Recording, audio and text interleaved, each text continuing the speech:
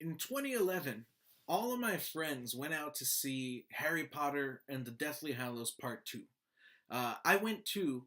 They invited me, even though they knew that I hadn't seen any of the other movies or I hadn't read any of the other books either.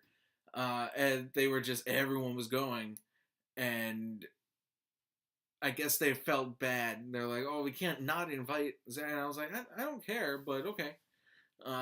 So I went because it was a big event. Like everyone, I mean, the opening weekend box office numbers speak for themselves. That was one of the biggest events, biggest opening weekends ever at the time.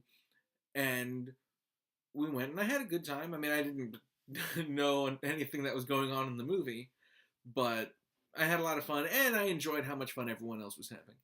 So that comes to mind because I had a similar situation with The Death Cure.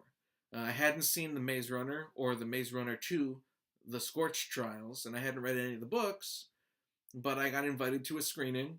So I guess my perspective is valid to some people and completely invalid to others, and that is totally fine. I can only give my perspective, and my perspective is this is my first Maze Runner movie, and I hadn't seen any of the other ones, although they were on my radar. I just never got around to them. And I got invited to this, and I was like, ooh, maybe I can watch the other ones before, but it just never, it never played out. Um, so I guess like most mainstream non fans, the big thing that I know about this movie is that it got pushed back a year because Dylan O'Brien, the star, got he got injured in a stunt gone wrong. And first it was only pushed back a little while, but then they found out that his injuries were actually a lot more severe than they thought. So it got pushed back a full year, or 11 months, but basically a full year. Um, Now, not that this is good that that happened, but one place where you can definitely see the extra time, I think, either that or the effects house is just incredibly gifted, are the special effects. It's one of those things like when Star Trek got pushed back from Christmas 2008 to summer 2009. A lot of people were really impressed with the special effects, and it got nominated for an Oscar for its CGI from ILM. That extra time in the cooker really paid off for that movie, and I think it did for this one. When I looked up the budget, it said it was something like 60 million or 62, and I would have sworn to you that it was twice that much. Um, like there's some cheap shaky cam here and there, but for the most part, like when these buildings are getting knocked down in this car crash, just the car stunts, especially in the first big scene, is a big car chase scene. It's like, wow, this is. I mean, it's not comparable to Mad Max, but it's shooting for that same mammoth action scale, and it pulls it off. Like I was compelled from the jump. I was like, whoa, white knuckle, holy cow! Um, like I said, it's my first Maze Runner. Really don't know anything about it. Something about mazes and running, I guess. And to its credit, in some ways to my detriment, but like the movie should not be trying to appeal to me. It should be it should be for the fans, especially when it's the final chapter. You want to preach to the choir who's already there. Like you don't need to win over new people with the last chapter. And to its credit, the movie doesn't try to. There's occasional bits that I appreciated that I guess other people probably rolled their eyes at, where the movie basically stops and a character goes, "As you know, da da da da da backstory." And I was like, "Oh, okay, I didn't know that, but that's why they do that in these movies." Um, but the main through line of the movie is just the kids, their quest to rescue one of their friends, who may be a key to curing the illness, uh, which is introduced not in the very beginning of the movie either. Like I wasn't sure why they were trying to rescue him or what the evil dystopia wanted with him, but it's pretty interesting because they're an evil dystopia, the city, and they're killing kids, but they're doing so in pursuit of a cure to a disease that's going to wipe out the whole world. Uh, but it's also one of those moral quandaries where, well, if they're killing all these people in order to save the world, is that the kind of world that's worth saving? Uh, no, probably not. But our heroes are like, hey, we're not going to let you kill our buddies, and do whatever they do in the mazes. I'm not sure. It's something about synthesizing some serum that staves off the infection or something. Like when they went into a tunnel and there were zombies all of a sudden, I was like, whoa, I did not know that there were going to be zombies in this movie. And it was pretty scary. But exciting. Yeah, I probably would have appreciated everything more if I knew going in, like if I had the baggage from the first two movies. But I still enjoyed myself. The blueprint of a fine, men on a mission, boys on a mission, rescuing their buddy and breaking glass and throwing stuff and punching people and all that stuff. That blueprint is sound and it is there. Everything else is laid on top of that. So it's like the main story is rescuing our buddy. And then on top of that, there's zombies and an infection. And then interpersonal relationships. And then Aidan Gillen as like this maniacal, cackling villain who kind of took me out of it for a bit. I was like, oh, okay, he's the bad guy. It's like, you need a bad guy in one of these things. And, to his credit, he's menacing and creepy and disturbing, but it's also like, oh, it's obvious from the start that they're going to have to fight him at the end. And that's a little, not of a letdown, really, but more predictable than it should have been for me. I don't know what his role was in the other two movies, if he has some kind of big development through the series, or if he's always just this cackling guy who you're like, oh my god, I can't wait till the last movie when someone punches you in the nose. Speaking of casting, I guess the two other noteworthy, well, there's a few more than that. I mean, there's Barry Pepper and Giancarlo Esposito as the adult heroes in the revolution. It's mostly young people, but they're kind of the parents. In Giancarlo's case, literally, he's the parent of Brenda, played by Rosa Salazar, who is pretty good herself in the movie. But I guess all the kids by now. Thomas Brody Sangster as Newt, who's kind of like the heart and soul of the movie. I really like him.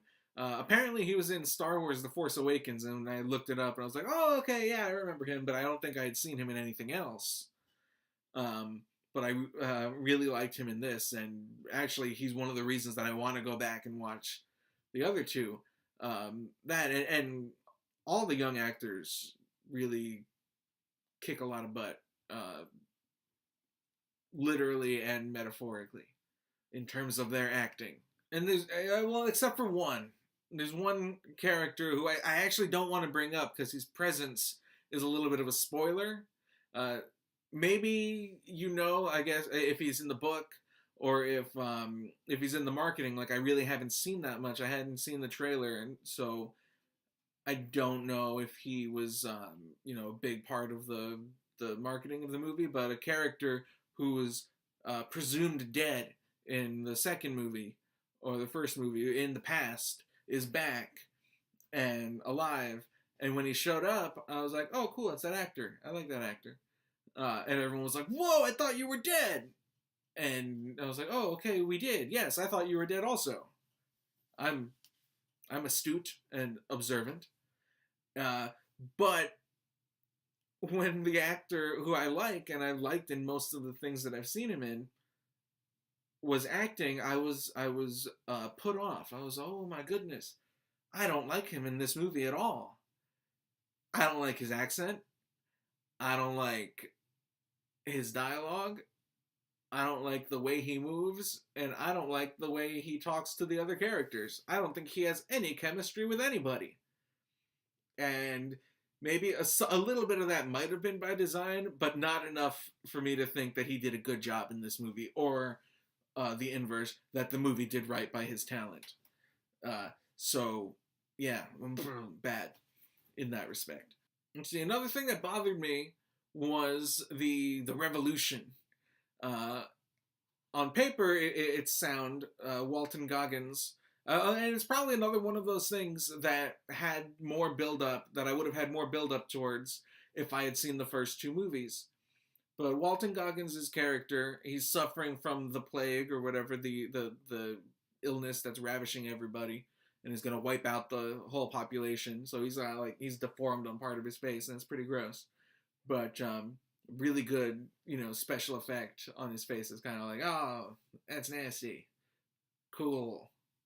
But he's leading the revolution, and so in one scene, they're sneaking into the city and then sneaking out to do recon, and then in the next scene, they don't have to sneak in because everything's blowing up because the revolution has begun and the oppressed are taking over the city and knocking down buildings and blowing everything up and fighting in the streets and all that cool stuff.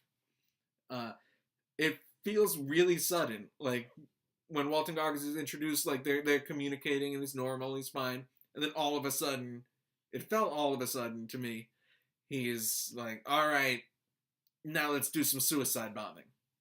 Like, whoa, that's sudden. Okay, well, let's blow some stuff up, and like that's the last third of the movie is just epic riot with buildings getting knocked down and shootouts and just everything coming to a head. I guess 3 movies worth of plot lines, all reaching their apex. Big highlight has to be there's this one scene. One of those, I don't know how they did it. I don't know if they did it with CGI or miniatures or whatever, however they did it. There is a scene with a bus. And I like action movies that have scenes with buses. Because my dad was a bus driver for 17 years, driving the bus, New York City. You probably flipped him off a few times if you live in the city. And he probably flipped you right back. But there's a scene with a bus, and it is really cool. And at some point, I'm going to show him that movie just because of that scene. And he's going to be like, yep, that could never happen. And he's like, don't worry about that. Jeez. So The Death Cure, I had a good time at this movie. It was more beholden to action movie tropes than to YA, young adult tropes. So it was a little more Die Hard than The Hunger Games. I mean, it's obviously not in the same league as Die Hard, but there were times where I was like, it's pretty cool. It's a pretty cool movie. That was very exciting. Wow, that was so, that was very James Bondian. That's like a spy movie. Holy cow. I mean, Hunger Games had a lot of that too. Like Mockingjay Part 2 was like the Guns of Navarone. But still, I think it's I can only guess based on what I saw, but I think that fans of the series are going to be satisfied by this this pretty epic finale to the story.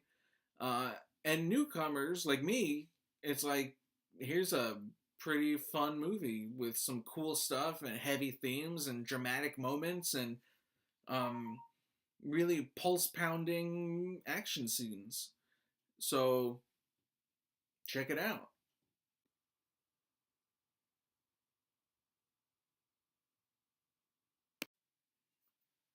I'm wearing a tie.